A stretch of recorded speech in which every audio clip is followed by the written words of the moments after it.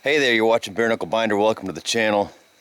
I'm back up in Wisconsin with the R-170 4x4, the Coleman conversion. I got a little bit of daylight left today, and I'm going to start pulling parts off the motor, and I'm loosening the cab and the front clip because I got to pull all that off. On further inspection since the last video, it appears that to really pull the motor out and the transmission and everything, because it's all got to come out, because of all the additional welding and different structural stuff on here, it looks like I've got to pull all this off, which actually is kind of convenient because it needs a lot of fixing. I figured I'd start out by getting into the motor, and like I said in the last video, the motor threw a rod, which means that most of the internals of the motor are probably trashed, especially on the lower end, but some stuff around the head. I've got a guy who's interested in the rockers. I'm gonna take a look at those. Hopefully they're in good shape. Like I said, the water pump on these is a fairly desirable thing because it fits all the way through the old 259s, then 269s, and 282, 308s. They all use the same water pump. And it's actually easy to break the casting when you're rebuilding them. So they are in higher demand. Anyway, so that'll just be a spare for the motor that I put in it, which is exactly the same motor. A lot of comments since the last video about putting a Power Stroke in this thing or a Cummins. This thing would be awesome with a 12 valve Cummins in it, and maybe someday that'll happen, but I like to keep them original. I do have a fantasy about putting a 12 valve Cummins in an old International, like my buddies the Holden brothers did with Brutus.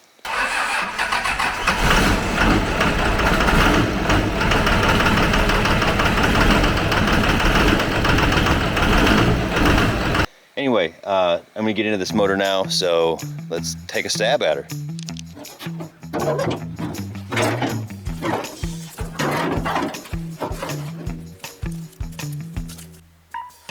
Alright, so the last time I was up here, I got the radiator mostly loose. I gotta still take that out. There's a few bolts left.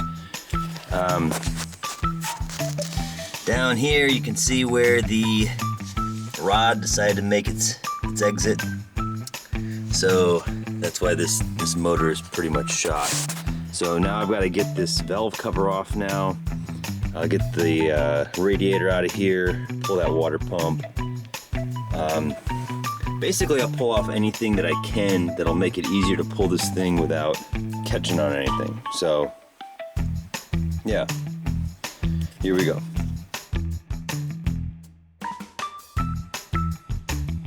Alright, got the rocker cover off, and those all actually all look really good.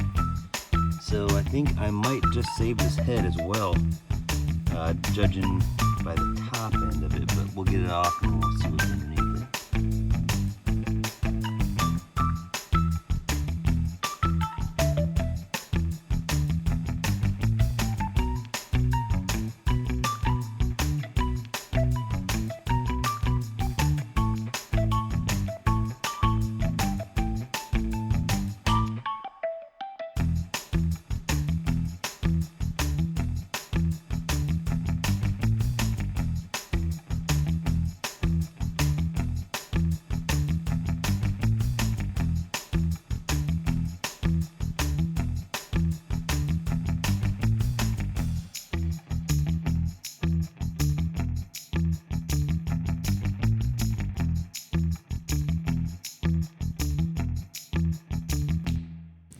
Okay, so I'm out here again today. Got busy doing stuff all day today, so here I am at the end of the day again, fighting the sun going down. And it's supposed to get pretty cold tomorrow, so I want to get as much done today as I can.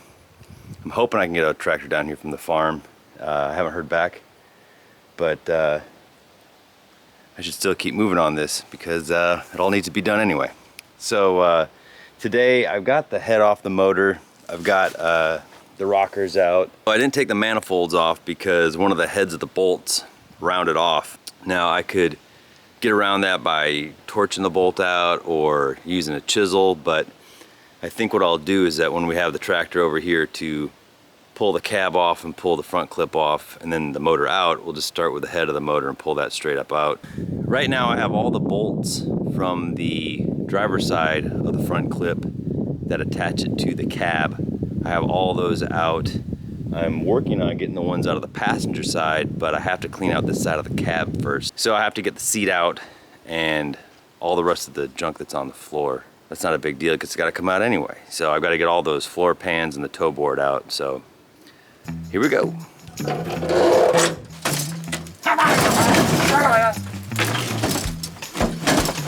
You, Bill.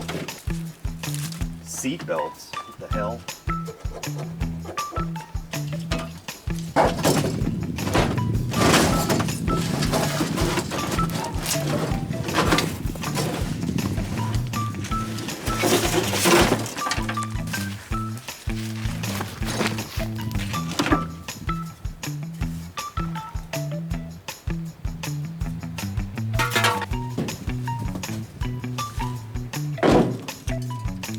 Ah, this is a gem. It's an old school Bud lug tool. Needs a little bit of cleaning. The mice have been unkind to this. Some more PBR. Here we get a trash can and a dustpan.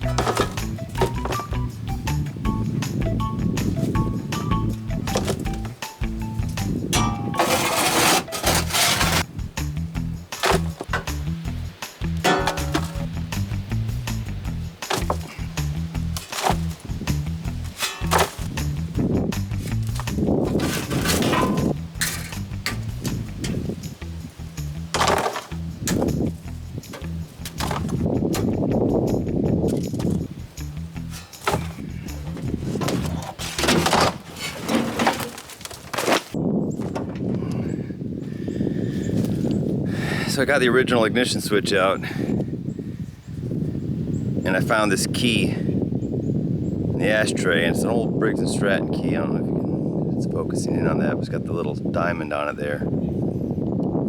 Doesn't look like an international pattern, but no, doesn't turn. So either the lock is seized or it's the wrong key. I'm guessing it's the wrong key, but I'll squirt some penetrating oil in this and we'll see what it does. I got to get this rekeyed anyway, so no harm done. This is what we're looking like for the floorboards in here. Kind of not so much there. I'm working on getting the center floorboard out, but this lever is actually anchored to it, so I've got to get that out. Then I've got to get up in this access hole here and get some of the front clip bolts out. But yeah, this is the least amount of mouse poop that's been in here in decades. A lot of floor patching to do. I've got another toe board for this thing that I found in a junkyard, but anything back from it I'm gonna have to patch in, like stuff like that. I gotta get this gas tank out of here, and it never ends, but it's getting there. One thing I did find is that the steering column seems to be split. The wheels turn. When I positioned it here, I used that vice grips to turn it, and I don't know if I've ever talked about it before, but a Coleman axle turns so easy. So using that vice grips was not a problem, but probably when the previous owner, Dave, said that he actually split the truck, that's probably when that happened. So I guess when I get the cab off, I'll have to run a sleeve around it and weld it on or something just to support it. So, but we'll cross that bridge when we come to it. All right, so I'm about to call it a day again. I got the front clip all disconnected from the cab. I've got to get underneath the cab and disconnect that. There's two mounts in the front, and there's 2 mounting bolts in the back. And then disconnect like the steering column, what's left of it, And yeah, then I'll probably drive the pins out of the hinges of the doors, pull those off so they don't get damaged any more than they are. And we should be able to lift this stuff right off of here. So I'll get this stuff sorted out as much as I can, and hopefully we'll be lifting this off next time you see it. Okay, it's been a couple days. The tractor's on its way from the farm. Just wanted to show you some things real quick about what I found in the last couple days. Most notably, the front of this cab is completely rusted out. The supports are gone. That's why the truck has an appearance of leaning forward. And so to pull this out easier, I'm just gonna cut this front cross member that's already destroyed. I'm gonna be on the lookout for another cab for this one because this one's just got too much going on with it. And last week I was at a junkyard in Texas and found a cab with a phenomenal floorboard. So I think that's gonna make the trip up here to be in this truck. So I'm gonna cut this out and now we'll start lifting her off.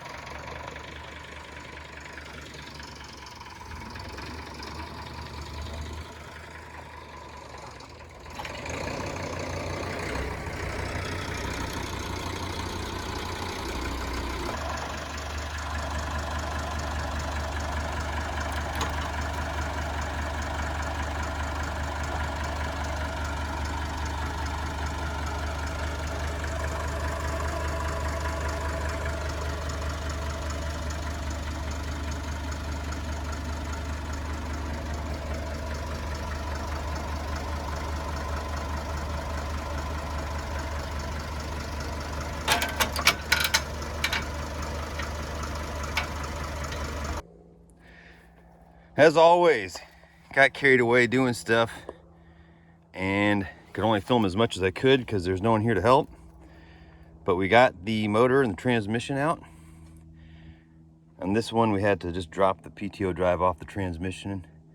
The other one, we were able to snake it around that. Had to cut that shaft, but it wasn't gonna get used again anyway. So this is how she is now.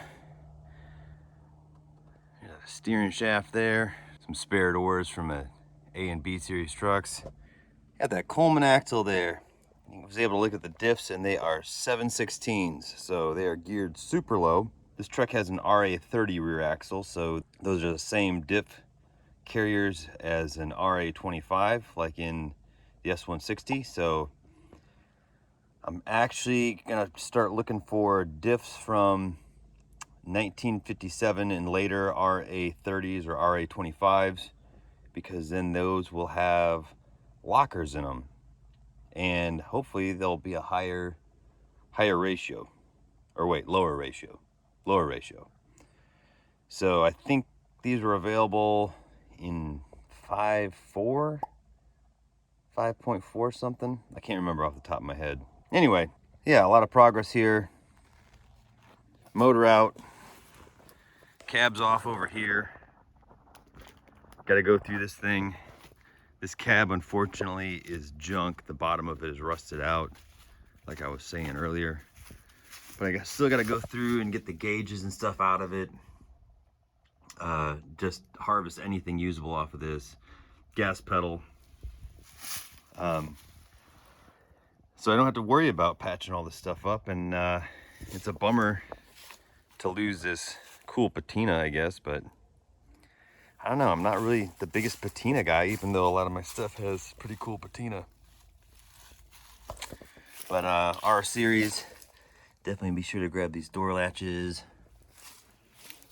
Got the fenders over here by the M5. Heater and that junk brake booster. Got one door here. The seat kind of, I'm not a big Chevy guy, but this kind of looks like a 50s Chevy seat, if I'm not mistaken. I could be mistaken. I'm probably mistaken. Maybe somebody in the comments can tell me what this seat looks like it's out of. Here's the mountings. Yeah, I don't know if this is a desirable seat to anybody. It's not to me, I don't need it. I guess it'd probably go to junk unless somebody in the comments tells me they really want it. I don't know. Over here on the driver's side, I'm wearing blaze orange now. It's hunting season. I don't want to get shot. You can see this front motor mount cross member is all bent forward. So like I was saying, I know where there's a really solid cab in Texas, and I think they got a front motor mount as well. Here's something that's great. We're talking about Dave, the previous owner, and things that he did.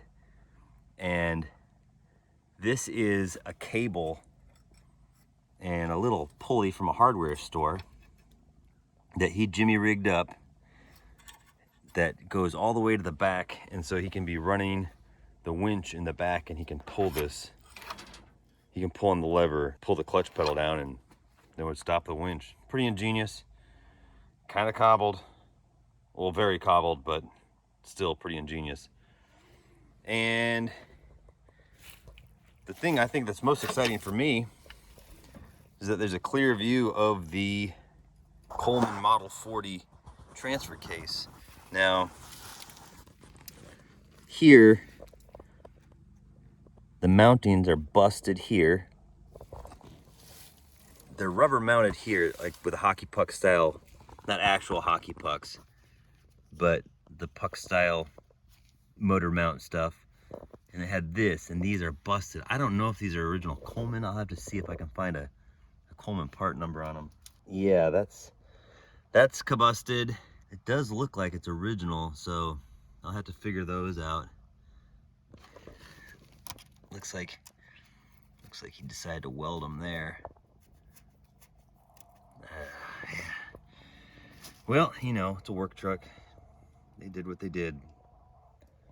So, on this side, she's busted too. So, because it was busted, he took and clamped this thing.